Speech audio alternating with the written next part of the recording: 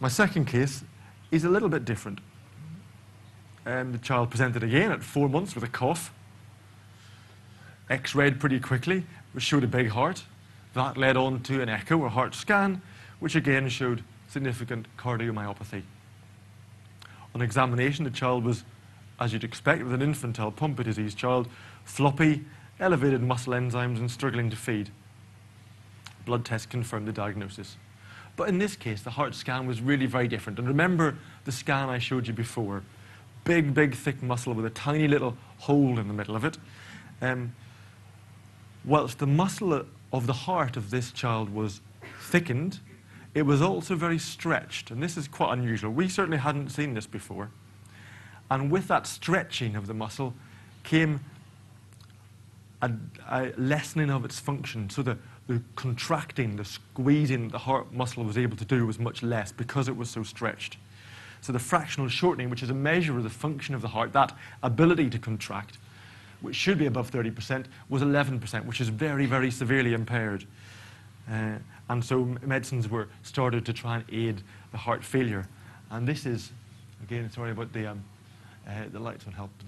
This is the wall between the left and right side of the heart. So again, it's thicker than it should be, but instead of a tiny little cavity, you see this massively enlarged space. So this is the heart muscle just full of blood, and the heart, in the video, the heart just sort of vibrated slightly instead of good squeezes. And this child was really very unwell at the time of presentation and very unstable. So again, these two children presented at roughly similar times, and again, we were very concerned. Is this, we cannot afford this to get any worse. So again, like the last child, we opted to go for weekly enzyme dosing for 12 weeks and then change back to the standard dose. Again, our feeling was if this child's heart function was to get any worse, then we would really be in big trouble. So after 12 weeks of our weekly dosing, that was tolerated. The child had a viral illness and didn't get much worse. The cardiac function showed no change whatsoever after 3 months of treatment.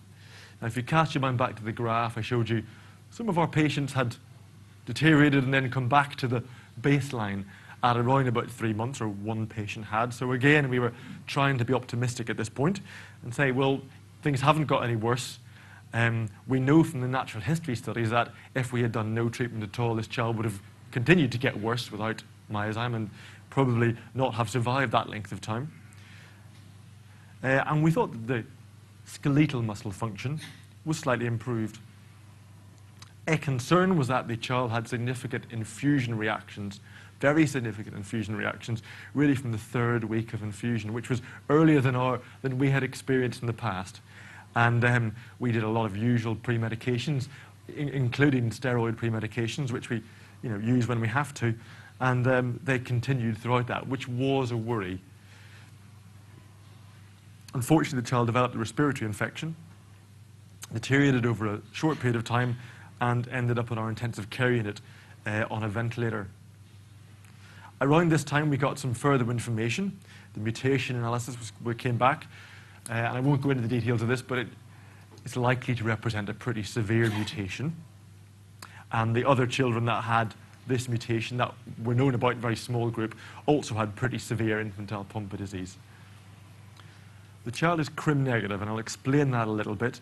We sent off skin cells to the team at Duke University in the US.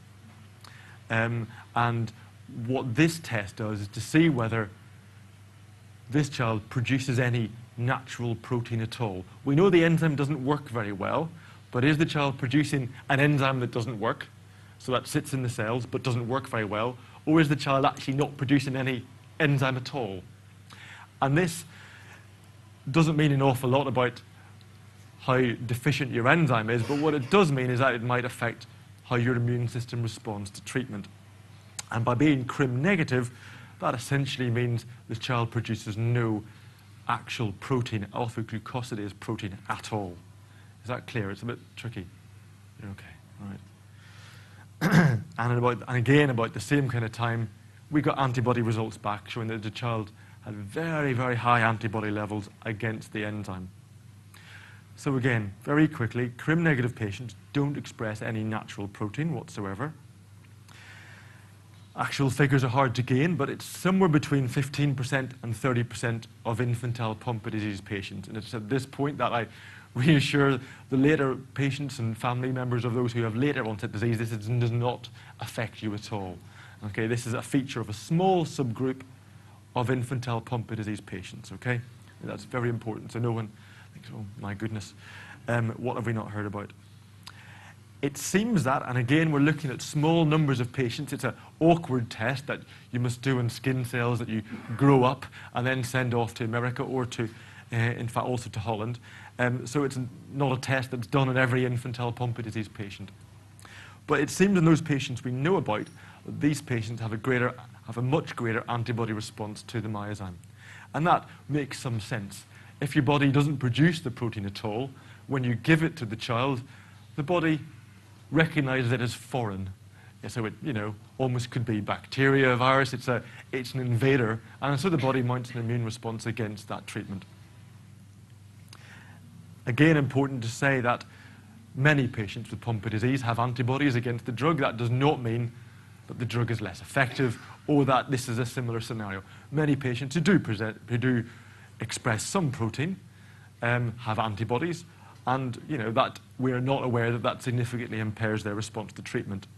What we do know about CRIM-negative patients is that they have many more antibodies, and we know that these patients tend to respond less well to enzyme replacement therapy. Unfortunately, here we're dealing with small numbers of patients, and that makes it very difficult to be absolute, and this is an issue which is really coming to light relatively recently. It is assumed, and again, lack of clear evidence, it is assumed that the poor response to treatment of some of these patients may be due to very high antibody levels. How do we know this? How do we know whether a patient, when they appear to us in the clinic or in the ward, how do we know when we first see them? Are they CRIM positive or negative? Well, there's no way to tell really by looking at a child or by, as far as we know, their presenting features. And the diagnosis of, or the test for CRIM positive or negative is at the moment, as we've said, a fairly in-depth, sophisticated test done in very few places in the world. And so far, up until recently, it's been done purely on cultured skin cells, which take 6 to 8 weeks to grow. You've then got to send them on. So that's not a rapid, easy test. The mutations, the specific genetic mistake, is partially predictive, but it's not a perfect way of predicting. And our view would now be, in our experience, that response to treatment is determined in part by how severe your mutation is, i.e. how severe your Pompe disease is, when you start treatment, how far into the disease you are when treatment is started, and this CRIM status, okay? Quite the relative importance of all of those issues is, we still don't know for sure. But we do feel that this is an issue.